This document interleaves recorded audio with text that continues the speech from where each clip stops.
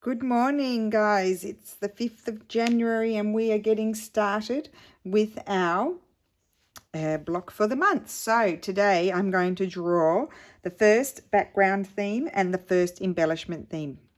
Backgrounds are in here, embellishments are in here. So let's get started.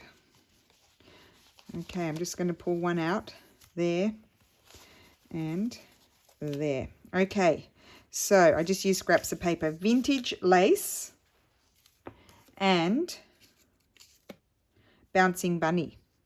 So vintage lace and bouncing bunny is month 1. So I'll see you again in a minute. Okay, so you will have just seen the draw. So it's vintage lace and bouncing bunny. I wanted to just talk a little bit about the theme. So it's just a guideline. It's very loose. Obviously, the bunny doesn't have to be bouncing. It could be a bunny sitting in a field. You can interpret it the way you want. It could be a little stamped bunny that you put on. But there needs to be a bunny there somewhere. It could be a bunny in a field of flowers and then some vintage lace. Now, that does not mean that the whole background has to be covered in lace. There just needs to be some lace somewhere. Okay, it could be at the bottom of your page. It could be a doily with lace on the edge coming in like on the edge like that sort of thing. Okay, so I'll probably be joining a few videos together. I just wanted to remind you before I get started about the Facebook group, and I'll put the link in the description box in every video. That group is growing and is really great. People are already asking questions and it's very interactive. We're loving seeing everything on Instagram as well with the hashtags. I'm a bit behind on viewing and commenting, but I'll get there. But the Facebook group is obviously more interactive because it's easy to ask questions and everybody can see and lots of people answer and everyone's being lovely. And so we're really, really enjoying the Facebook group. So at the beginning of every month, as you know, we're going to do the reveal for the new theme, and you'll have the whole month to work on it. So I'm going to piece my background together in this video, and then the next week I will be showing like how I'm going to put my composition together. So I just wanted to say before I forget, like if some of you are very experienced sewers and you're very confident, so you might just whiz ahead and go ahead and you will finish your piece straight away. That's fine. But, you know, if you're a beginner or a little bit less confident with composition, maybe, you know, do your background and then have a think about your composition. You can even pin things around if you want to wait and see what Sass and I do next week with our composition. Then, you know, by all means, just pin it, and then you might want to change your mind. So don't do too much stitching. Maybe just work on your background all week and think about your, you know, what your feature points are going to be. And then you can even pin them, and then maybe something, you might hear something from me or Sarah, and you might think, oh, I want to change that sort of thing. So, yeah, that's what I recommend. Obviously, it's going to be plenty of time to complete this one block, is one whole month. So anyway, I'm going to just pause the video.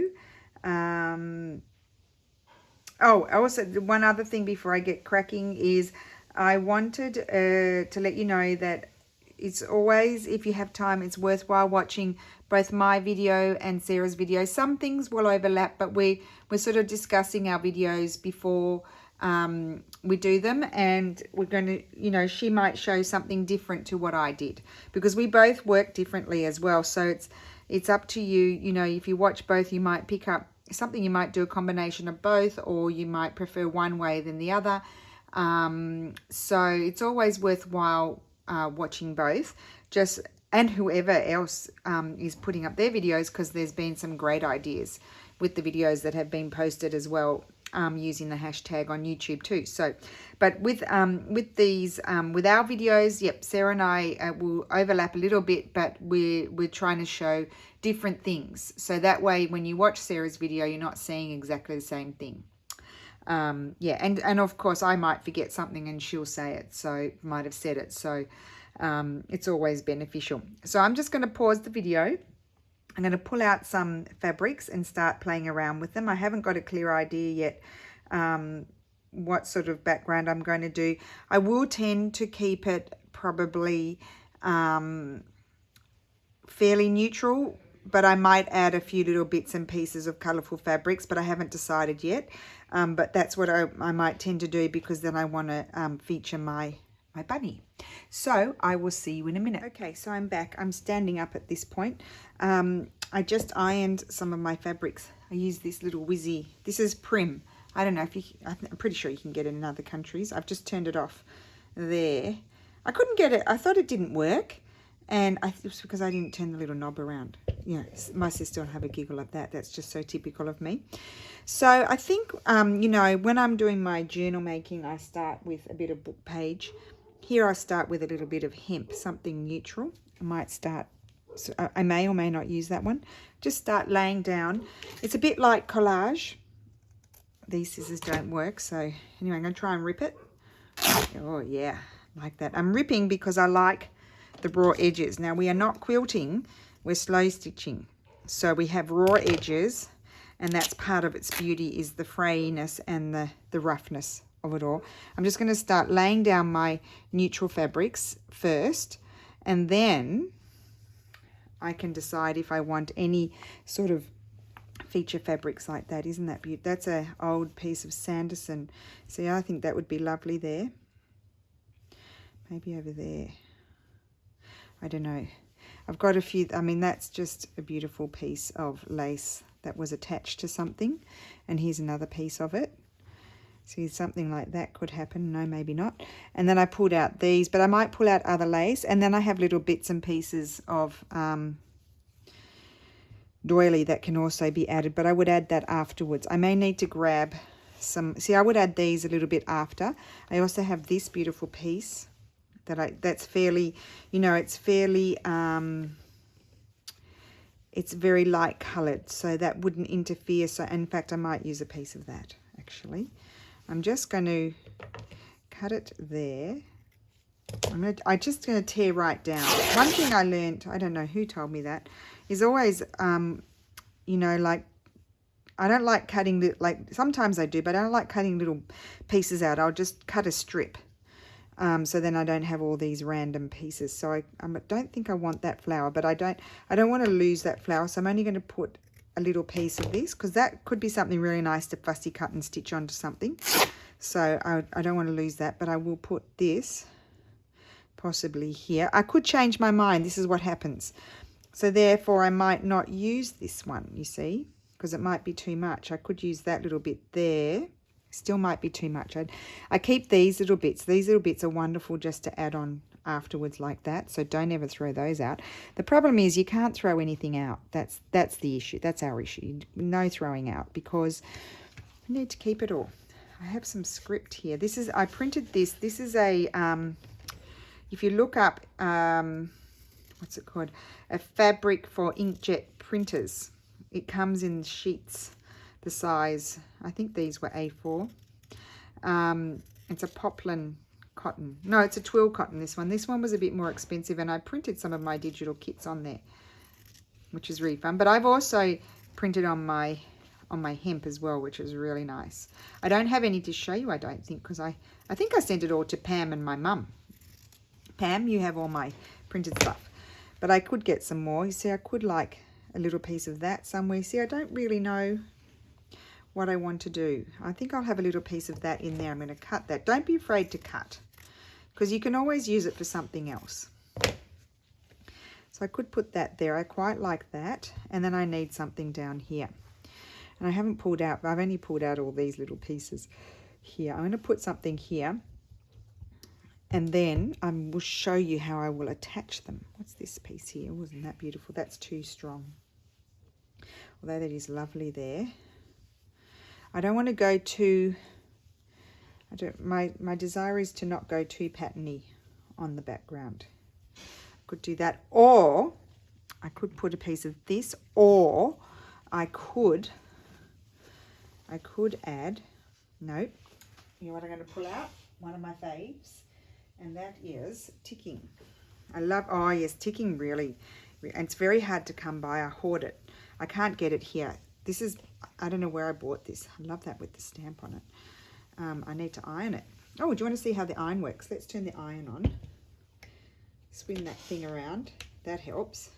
Let it heat up a second. It's lovely that you can just turn it off and keep, because I never work with ironed things, and my mum is just like, how do you do that? You can't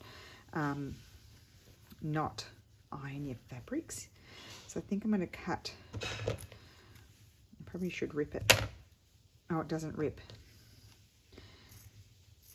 It's the good quality.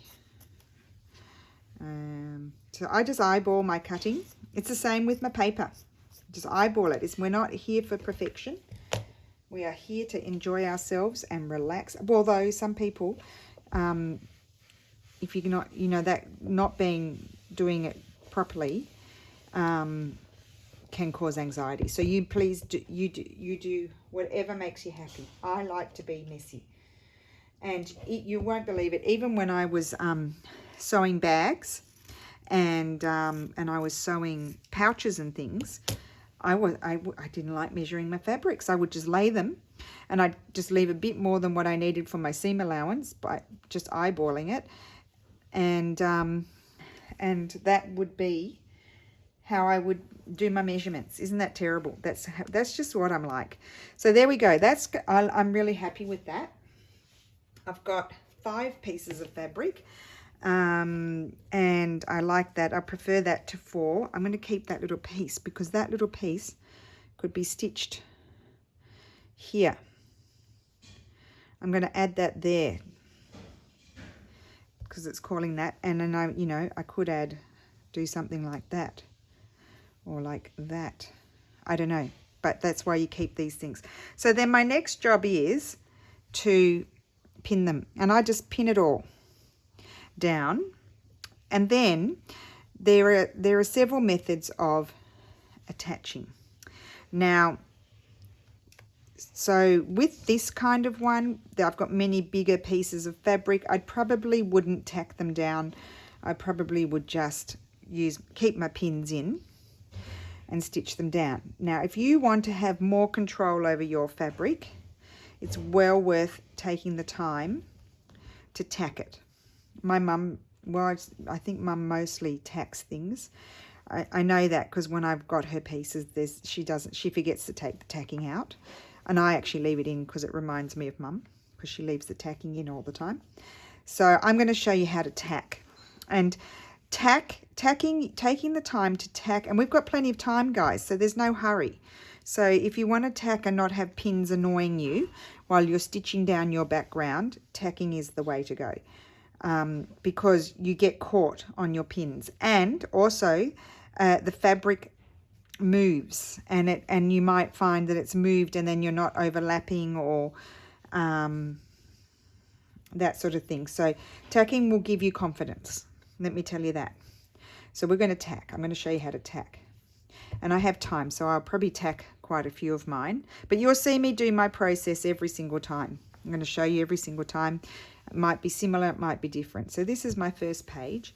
I'm going to find my tacking thread if I can find it. I don't know where it is. I haven't seen it for a while. I'll find my tacking thread and then I will come back. Okay, guys, so I'm back. I do have to go out soon, but anyway, I'm going to, as I said, I'm going to be doing my video in bits. So I'm going to show you the tacking process. Now this is, in Italy you can buy this basting sort of thread. Tacking, basting, it's the same thing. Well, I think it is anyway. This is a thread that you can buy here. It costs like €2 at the market, and it's for tacking. And the reason why it's good is it's very thick. So, but not hard to thread into your needles, and so you can see it when you need to cut it out. If you were to use, excuse me, let's get this box. I want to decorate this box one day. If you were to use a regular cotton or something like that, it's harder to see, and more annoying to cut out, whereas the basting thread is thicker. Now, my mum says that she hasn't been able to find it in Australia, so I always take her a couple when I go there, because she loves using it. What did I want to say? Yeah, so I always take it to her in Australia, but I'm not sure about other countries. I'm sure you can get it, something similar. So you just thread your needle. Usually you don't put a knot. Well, that one's got a knot in it for some reason. And mine's, I'm letting my fabrics overhang, and then I'll trim them down if I want to afterwards. Okay, so you're just going to be basically, no, actually I'll start at the top.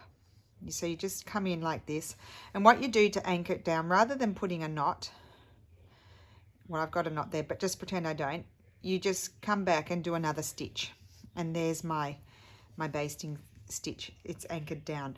And then what you do is you just do these really big stitches. So I'm going to go around. I probably should have started in the center. You normally start in the center. So what I'll do is I'll just do this bit here. Then I'll end it off, and you end it off the same way, just by doing an extra stitch.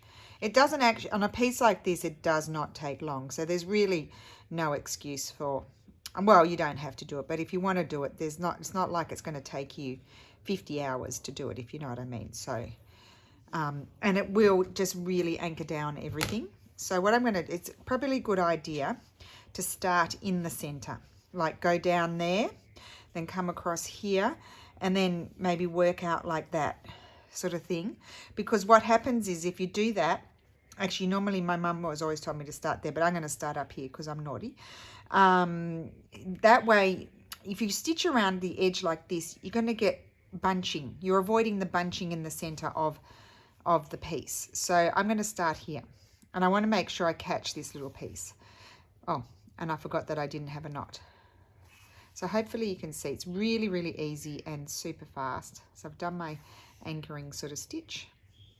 And see how I keep getting tangled on my pins? This is the reason why a person might decide to baste. And I'm going to take that pin out. And see also the pins, they sort of can bunch up your fabric as well. So if you have an issue with that, probably a good idea to sit down and baste it, because you can, especially with this felt wool mat, you can sit down, you can punch through, and you don't even have to pick your piece up, and you can keep it flat, which is really, really great to keep it flat. And so also one thing I want to say too about this project, I know some people have been purchasing things, but you really don't need big pieces of fabric. You need smaller pieces of fabric. Like, no, not too small, but like pieces like this or smaller, because we're patching our background. We're not you know, like making a bag, a big shopper or something like that. So I'm just going to come up like that. I won't do another stitch. I'm just going to leave your little tails long, and then I'm going to go across the center as I should. And you can see it keeps everything flat. I do recommend doing it if you've got time. And I would highly recommend it, especially if you had a lot of little pieces. Oh, I keep forgetting I don't have a knot there. If you don't have, if you got a lot of little pieces that are pinned in, I mean, you are going to go bananas with those pins. Things are going to be flying up in every direction, puckering and getting caught on your pin and all that sort of stuff. So if you really wanted to be precise, you'd start here and go out there, start here and go out there, start here, go down there, start here, go up there, sort of thing. But I'm fairly confident that I'll be able to wing it doing it this way. But readjust, flatten, make sure everything's sitting the way it should, and also make sure you're catching your fabrics too. And then once you've stitched down your fabrics, you would take out your what's it called, tacking or basting, unless you're my mum and you leave it in. Well, she doesn't leave it all in, but I think she just doesn't pull it all out. Okay, so I'm going to get another nice long piece.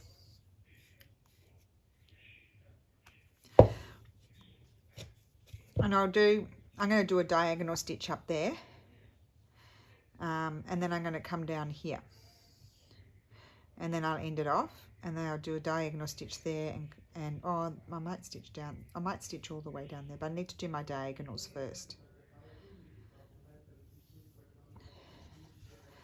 So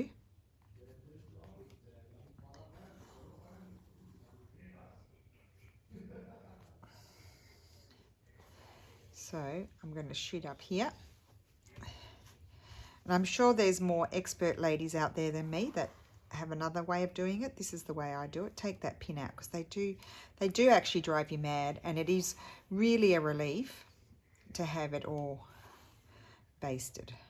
And then I'm going to shoot down here. Did I go across there? I didn't stitch across there yet, so I need to go down there and stitch that.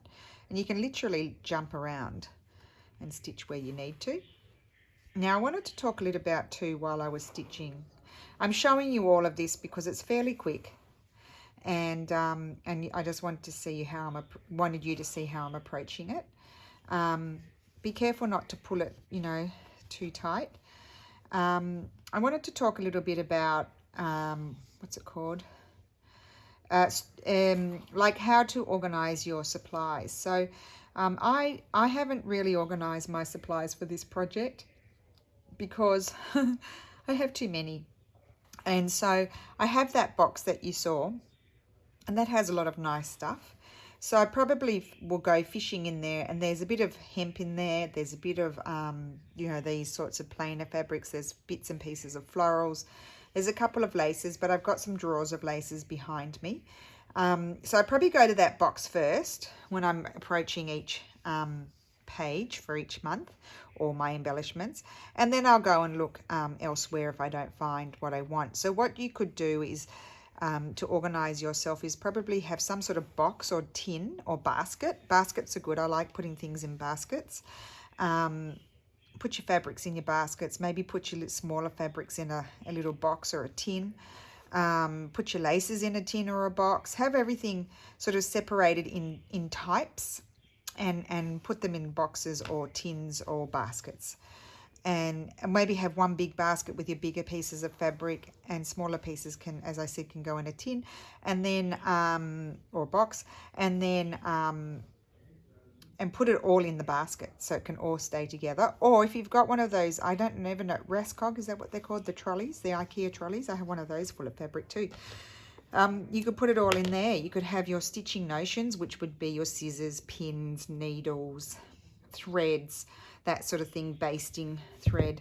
Oh, I put a knot, that's just automatic. I didn't mean to do that. You could keep all of those on the top, and then you could have fabrics on a thing, and then embellishing sort of things on another layer. That would be good. I'm not saying go out and buy one. I'm just saying if you've got one. I'm trying to think if there's any other sort of things that you could do to organize yourself. I can't think of anything else. That's what I would do if I were organizing myself, but I have decided not to be organized. Surprise, surprise. So you can see how quick, nearly finished.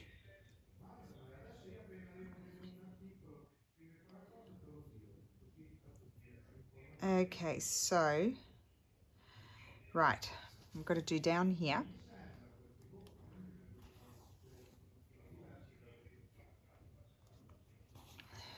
Oh my word. So Steffi has this friend who's almost a non-friend, because he's all he talks about is you know what. He literally calls every other day and can keep my husband on the phone for 5 hours talking about you know what, and we're really over it. We don't want to talk about it. We just want to get on and hope for the best. We just don't want to talk about it, and he does not stop. It's just so annoying. I had to come upstairs. Thankfully, I had to do my video, so I came upstairs, but I just can't stand it. He causes you anxiety with all of the stuff he goes on about. It makes anxiety come, and I just don't want it. You know, I'm a postmenopausal woman. I don't need the anxiety, thank you. I can get that by myself. I don't need people that talk about you know what all the time. I don't know, he's obsessed. He's just become obsessed. I guess because he's not married and he's got nothing else to think about. So I'm just jumping over here and I'm just going to put a couple of stitches in this one. I'm even going to go just through the center. I'm not going to go around it. I just need to hold it in place for when I'm ready to stitch it. And I've got that little bit to stitch there. I can just jump across and stitch that and I'm done. And you may, when you're stitching your background, you may stitch through your basting thread and it might be hard to pull out, but you just do your best. Okay, so I think I've stitched everything down now and I have no pins annoying me, which is my goal, is to have no pins annoying me. And that, how long did that take, guys? Quick, quick, quick, quick. And everything is settled on my piece now. So where's my pin cushion? Right next to me. Pull out all your pins, put the pins away, and our next job will be stitching. I know I do a long process because I really like my fabrics to become one. I don't like them to sort of be puckery. I like them to be all nice and flat and not puckery. So I mean, so there's many ways you can stitch down your fabrics. You could do a running stitch around the edges, but that will leave it in the center puckery. It will. I mean, you'll notice it. I like it to be all stitched down and flat. My sister's going to show you the cantha stitch and talk about that sort of method of stitching down your fabrics. And she's going to do a different method of holding down her fabrics, okay? What I'm going to do is an invisible stitch. I really like the invisible stitch. And I'm going to use, normally I would use a regular cotton, but I'm using this crochet thread because I got it at an antique market and I just like using it. I just want to use it up. So I'll show you a couple of rows of the invisible stitch and then it takes a while, so I'll do that off camera. And then I will come back. Oh dear, I've got a knot already. So let me just see if I can get the knot out. Otherwise, okay, my thread is instantly shortened because I couldn't get the knot out. Okay, I've left the knot there. So I'm going to start at the edge here because I've done my basting and you won't be able to see, but I just come in next to where I came up, very close, and jump forward. And jump, you just do big stitch. You do a little teeny tiny stitch on the top and a long stitch at the back. And jump forward.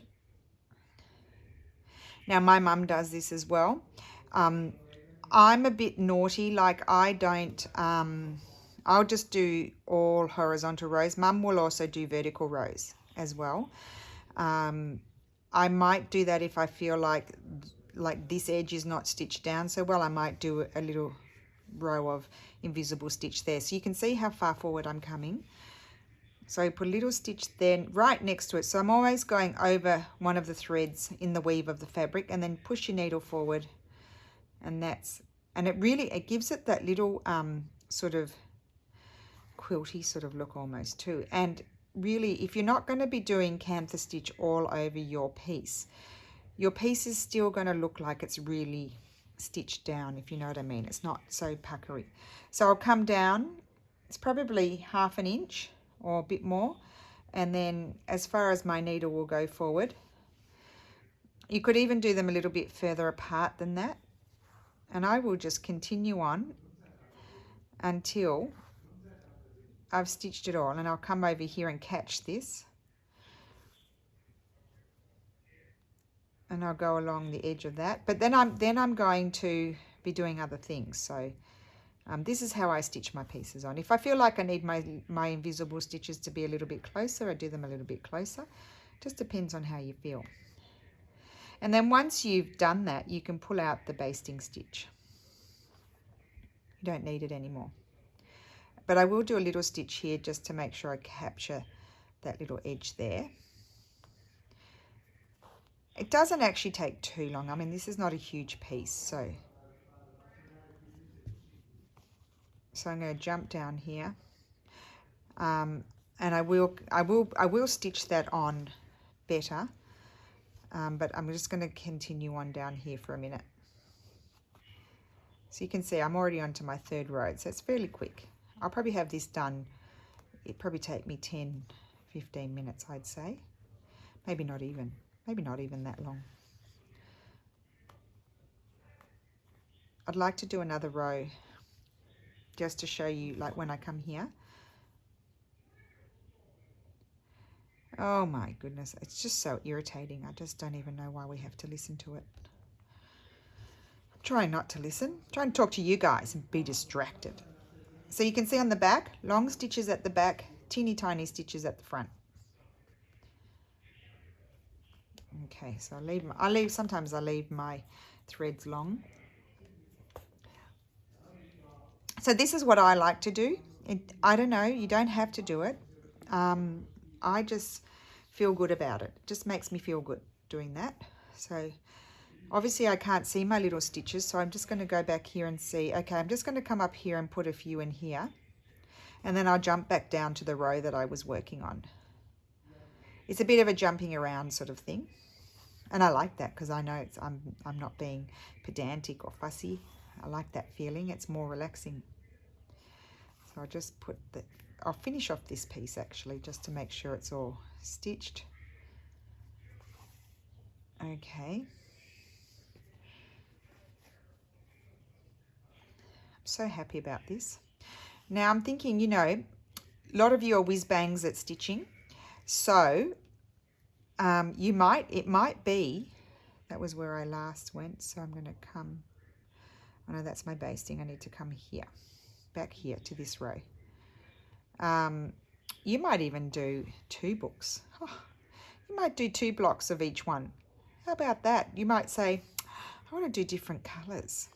I want to do everything, you know. You might say, I want to do different colors, and say, oh, and then you might like, I like a different composition. I want to try that. So, I mean, it depends how you're chugging along. If you feel like, you know, you're getting it done quickly, you might want to do 2. Just putting it out there. So I might do 2. I better not say that because I probably won't. I'm still on my fabric, am I? Just because I've gone way over the edge. And I will decide afterwards if I want to. I'll be careful when I'm doing my sort of embellishing and stitching that I'm, you know, if I'm going over that edge. Actually, I haven't come down far enough. So I'll just go crooked. It doesn't matter because I want to catch this. This is why I'm still filming it, because I want to show you. I would then go and catch that there. I'll just go crooked until I get there if I started off incorrectly. Well, there is no incorrect. There's not allowed to be any stitching police. We're allowed to do it the way we want, all of us. Okay, and can you see the little teeny tiny stitches in there? And I will come along and do all of this. So yeah, probably take me 15-20 minutes. I've now extended the length of time. So once I get down here, I will pause the video. I have to go out, and then when I come back, I will finish stitching it. And if it's light enough, because it's after, you know, it gets dark here early. If it's light enough, I'll come back and do more. Otherwise, I'll be back filming tomorrow morning. Although I might do it tonight because I might not be able to stop. I may not be able to stop. If I can't stop, I'll have to film more in the bodgy light. So now I'm just coming back. I'm speaking in English like my husband does. I'm coming back the other way. There we go. So you get the idea. We're nearly halfway. That is my invisible stitch, and that is how I attach down my fabrics. And then I'm just going to show you this. Oh no, we'll do that afterwards. So I'm going to finish that off.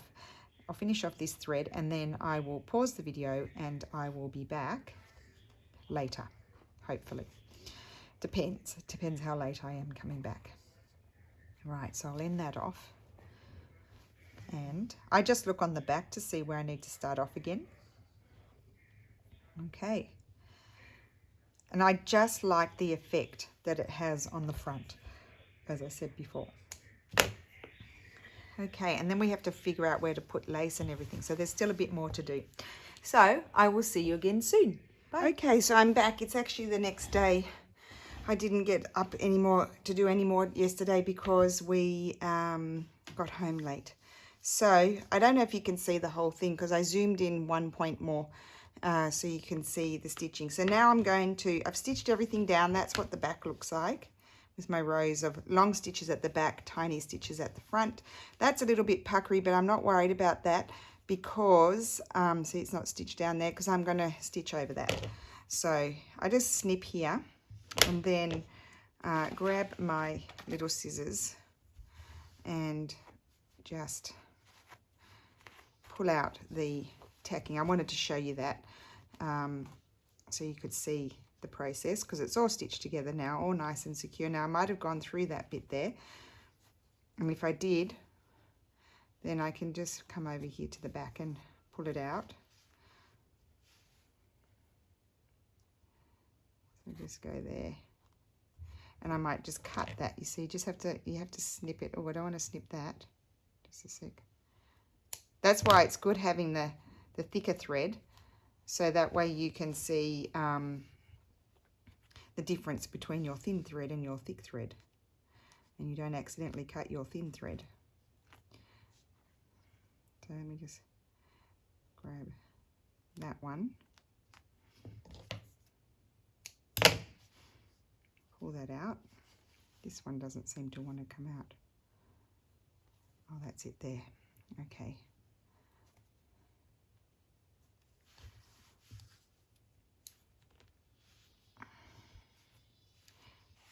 So it can be just a little, it takes a little minute to pull it all out. Sometimes I just cut it.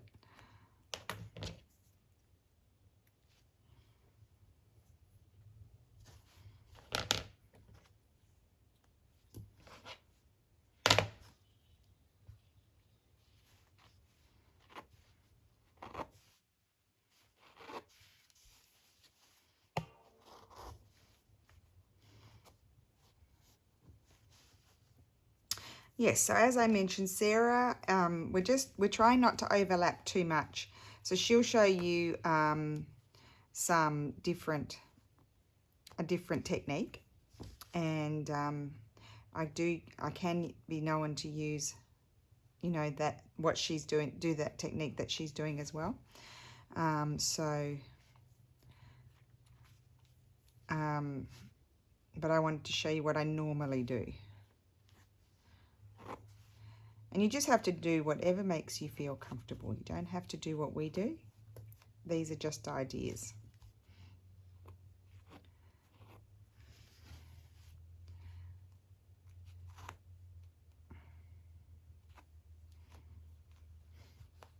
It does help to have a nice pair of pointy scissors that you can pull things out with. It's this one here. It's been stitched in a little bit.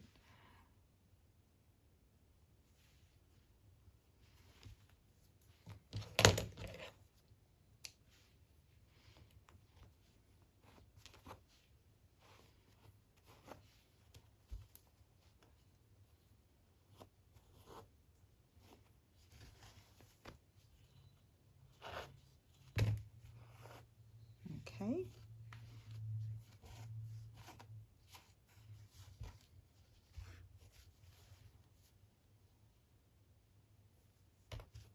So if you've accidentally stitched through this thread, you just snip it off as close to your thing, and then it will come out.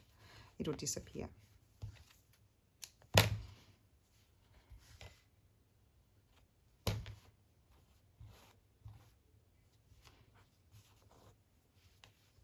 Oh, there I had a knot. I did one by mistake. Just trim that.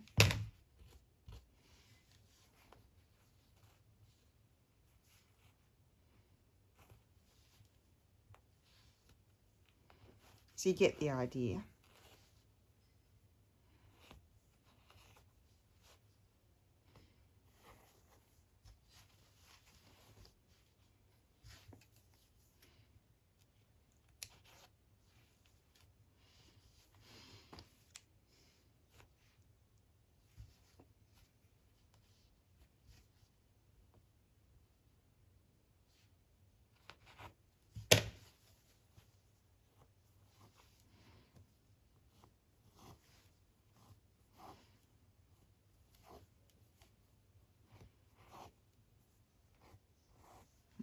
think I got it all out. There we go. Okay, so I do have a few bits here. I'm not worried about the fraying because that will, when I do my book, I'll probably be stitching along those edges anyway. I can trim that little piece off. Now we've got to think about where am I going to put my lace, because my lace is going to be mostly in the background. I will trim this just a little bit to stay within the confines of my piece. I kind of like that edge, so I'll just wait before I trim that other edge off. Okay, tidied it up a little bit. Right, so it's like one piece of fabric. Okay, now I have this piece. I may attach that somewhere. I won't attach it there because it's the same as that one, but I could attach it over here. But I want to look at my lace. So let me see. I had this beautiful lace here, but I don't think I'll use that. I've got this, a piece of this. So this would lend itself to going into a corner, but I don't want to cover that up. Although I could bring it up over here and then trim that bit off. I'll put that there, and I'm just going to go into my lace drawers behind me for a second.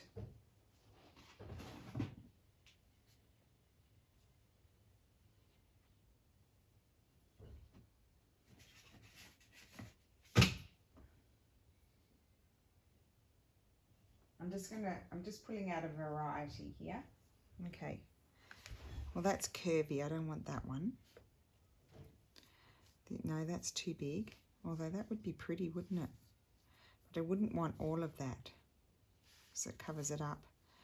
But a piece of that like that, maybe, I don't know. Not that one. I may have to go in further. I do like that one, but it's too big. So I'm going to pause you for a second and pull out some more. Okay, so I'm back.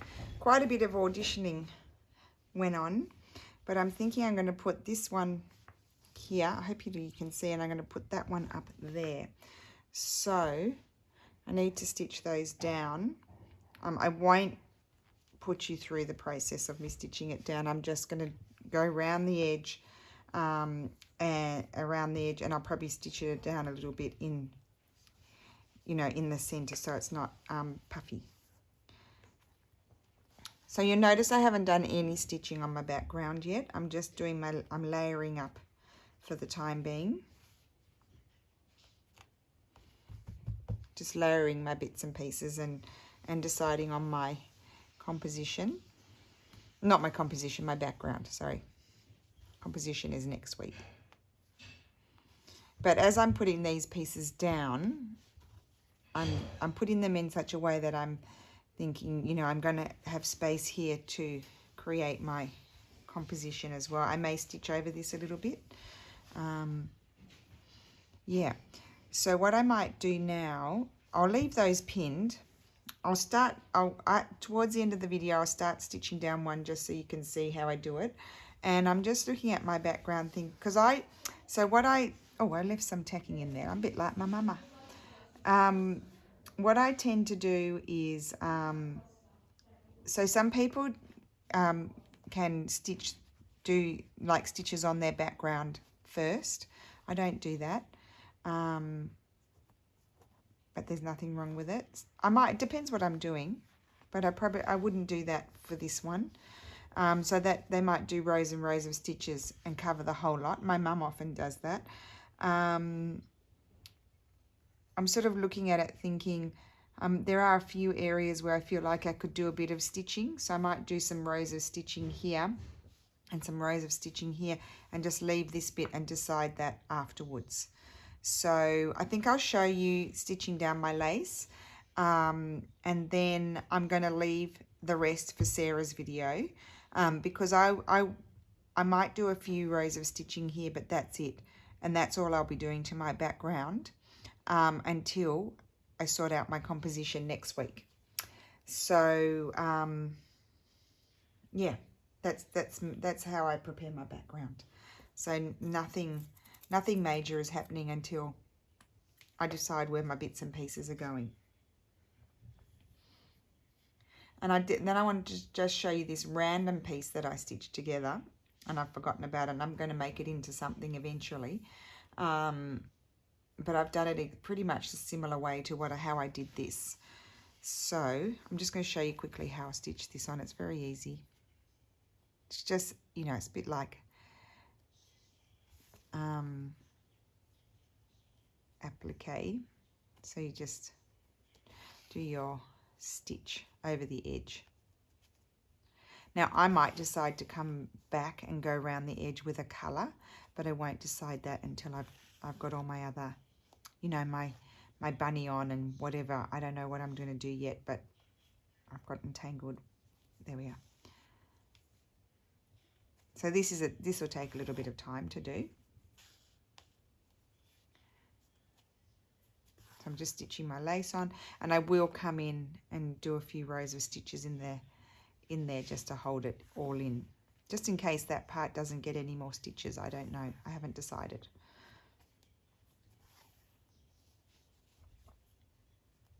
I'm pretty happy with this piece so far. So as I said, you know, the background theme and the decorative theme are pretty loose. Elements of both of them just need to be on your piece somewhere. Whether they, you know, you feature them. I'm kind of featuring my lace here. But it's not all lace. It doesn't, I mean, you could do it all lace and then put your scene on top. That's lovely too. Or it can be pieces of lace. And I think it's a nice project, putting it in a hardcover book like that, or some people are doing soft covers. It's just a nice place to put some of your favourite bits and pieces that you're hoarding. Rather than keeping them in the drawer, you'll now have them in a book that you can look at. So yeah, I would say that's a rule. Use your favourite bits. Use your stash that you're hoarding, your Hoardsville stuff. Use it. Okay. So you can see it doesn't take too long. It's just more that I have to stitch in the centre that I want to, I won't do that on camera.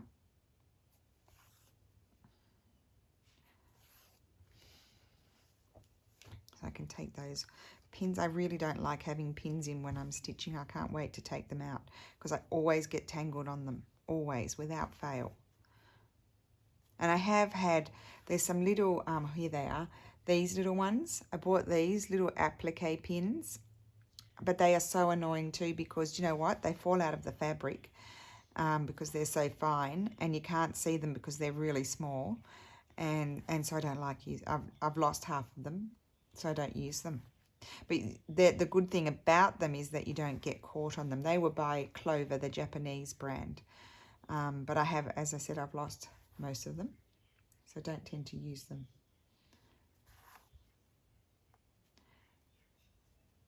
Oh, see, I just stabbed myself, but didn't hurt.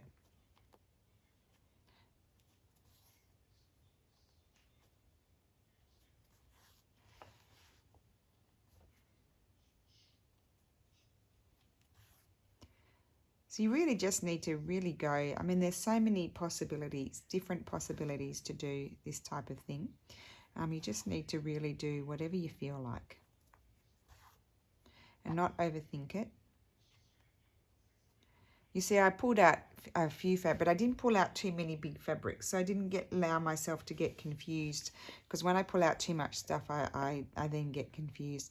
One other thing I will say, if you're having trouble putting down your background, sort of if there'll be something that's bothering you, then just walk away. First of all, sometimes I just take it all off and start again. And then if it still doesn't come to me, there's one piece, I just can't find that final piece, I sort of just walk away and come back to it. You go away, do something else, and then come back to it. So it's, yeah, we're not in a hurry. It's not a race. We've got a whole month to get it done. Don't feel panicked if you feel like you're falling behind, because the videos will be up for as long as YouTube exists. The videos will be there for you to watch, and you can do it at your own pace. It is fun to do it all together, but, you know, life gets in the way at times. Hopefully it doesn't get in Sarah my way, because we need to be doing the videos for you guys. No, it won't. We're going to be, we promised each other we're going to be organized and get it done. Okay. So there you go. I've stitched that down. Off camera, I'm just going to do a few rows and catch a few bits of that. See, the embellishing process also of the background for me will just, you know, it will evolve as I progress with the project. Okay. And I'll stitch on the other one in a similar fashion. And I think I'll leave that overhanging for a bit, because, you know, I don't know, I might want it to stick out or something like that. That will be stitched down. And I really don't think that I'm going to do anything else here. As I said, I'll probably do some running stitch across here, cantha stitch, but my sister's going to show you that. There, I might do a little bit down here, but I'm not going to do too much because I need to figure out my composition. And just before I go, I'm going to look forward to seeing your photographs of your backgrounds. This is a random piece. Look at this. I had a piece of hemp here, a piece of hemp here, and a piece of, that's a mixed linen cotton. And I literally just stitched them together and just kept adding pieces doing the same technique. I didn't even have a base like that. And I just stitched them on, but that's just an idea for placement. Different shades of neutrals can be nice too in your background to put your laces behind, sort of thing. So yeah, that's just another idea. I never finished that project off. So there's some hearts. That was inspired after I'd done Jude Hill's Whispering Hearts. But that's all. I love the little, that you can see the little teeny tiny stitches in there. That's that long, that mini at the front and long stitch at the back. Invisible, kind of invisible stitch that I did. It gives a little, kind of a slight quilted sort of look. Yeah. So pop along and watch Sarah's video. I'll be watching it too because I love what she does. And I'm looking forward to seeing it. And I think she may show you a few things of Mum's as well that she's done in the past to give you some ideas. Yeah, so thank you so much for watching. It's all very exciting and we're kicking off. And I can't wait to see what you come up with. So remember, background lace. I may add a tiny bit more lace, I'm thinking, but anyway, you'll see if I do that, I'll do it in a photograph. You'll see it in a photograph. So we're kicking off, it's lace and bouncing bunny. You don't have to do the bunny bouncing. It can just be a bunny sitting in a field. You could have a stamped bunny if you don't want to do a big bunny, whatever you like, and a field of flowers, or I don't know, whatever you like. Okay, so thank you so much for watching, and I will see you again soon. Happy stitching. Bye. Sorry.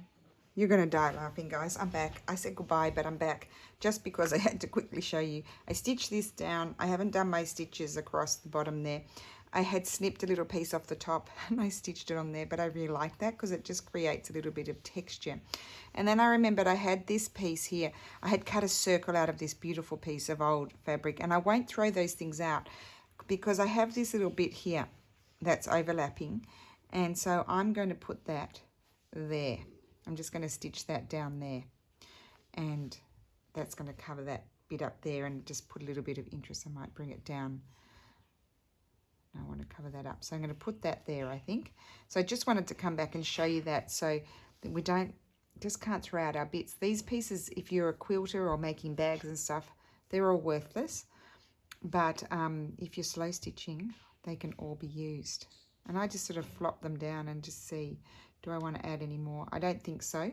I want to wait till I do my composition, but at least that way you'll see these bits added on in when I photograph it. So I thought I better explain what I had done.